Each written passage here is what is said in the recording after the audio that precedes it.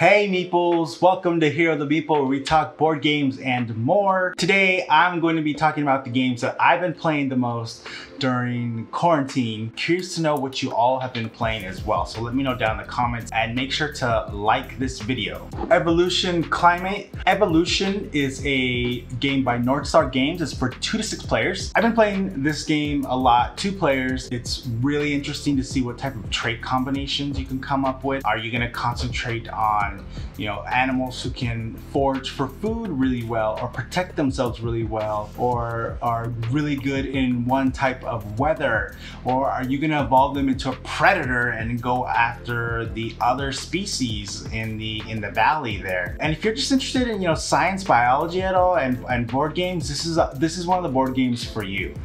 It is thematically really cool. This is naturally a mellow game. Once folks you're playing with start to introduce carnivores, things aren't as mellow, but when you're just playing 2 players, you tend not to go the carnivore route as much, just because there's a lot less food options because there's just 2 players. You'll have like the trait of an ant mixed with the trait of a tortoise mixed with the trait of a bird. I would say if you're into animals, if you're into evolution or science or biology, definitely consider looking up Evolution.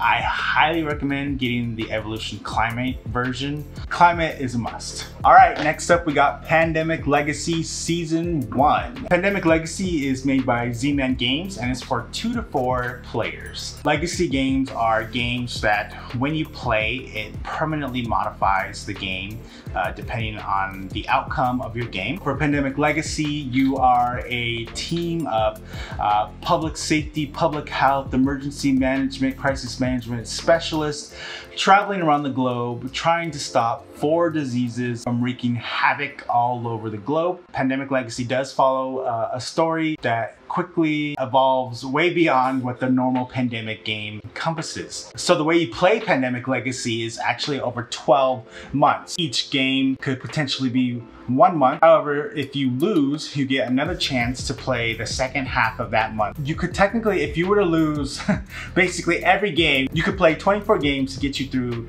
the Pandemic Legacy campaign. This was our first Legacy game, and of course we wanted to start with the best one out there. We were already huge Pandemic fans, so naturally we wanted to get Pandemic Legacy. I remember the first 2 games just thinking like, this is the most fun I've ever had playing a board game. I love storytelling. Granted, the storytelling isn't super deep, but it is such an added aspect that I'm really thankful for. I love it. Some of the things that happen, you're like, oh crap. All right, next up on the list, I have Legendary, the Marvel themed edition. Legendary is made by Upper Deck and it's for 1 to 5 players. This game and the next game are the 2 games that I play the most solo. I love Legendary because it is a great solo game. It's a deck builder game where you basically recruit different Marvel heroes to fight different Marvel bad guys.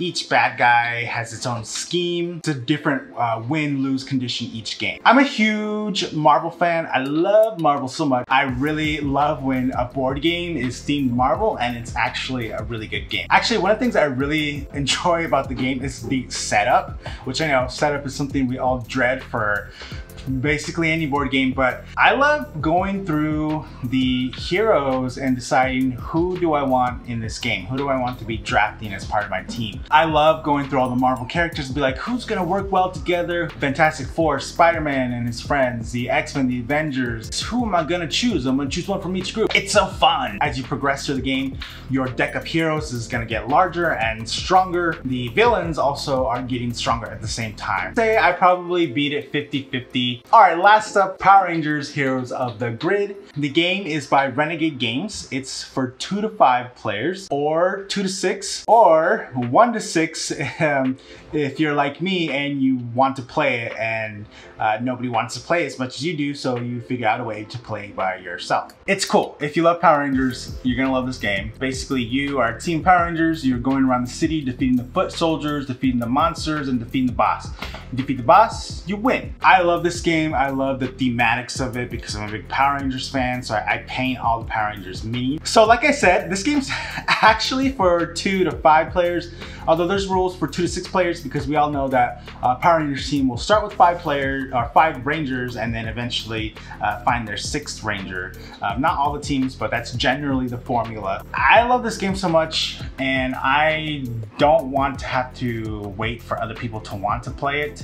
So I play it by myself, solo. Generally the way I play 2-person mode or 3-person mode, and I just control all the pieces. I'll just set it up before I go to bed or whatever. The next day I'll get up, I'll pass by the dining room table where the board game's set up. I'll make a couple moves and then I'll go do my thing. I'll go do work or whatever. And then in the evening I'll sit down for like 20 minutes, make some more progress. And this game's actually set up a lot where I just play it over time. Okay, that's it. These 4 are definitely the 4 in the most rotation for the time being. But let me know down in the comments what board games you've been playing the most during quarantine. If you haven't already, make sure to like this video and subscribe to Hero the Meeples so we can keep motivated to make these videos.